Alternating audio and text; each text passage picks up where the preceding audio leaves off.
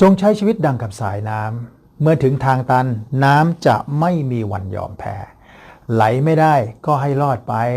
ลอดไม่ได้ก็ให้ล้นไม่ได้สุดท้ายก็พังไปจนได้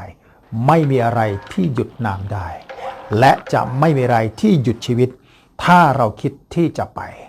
จำไว้ให้ดีชีวิตนี้ไม่มีทางตัน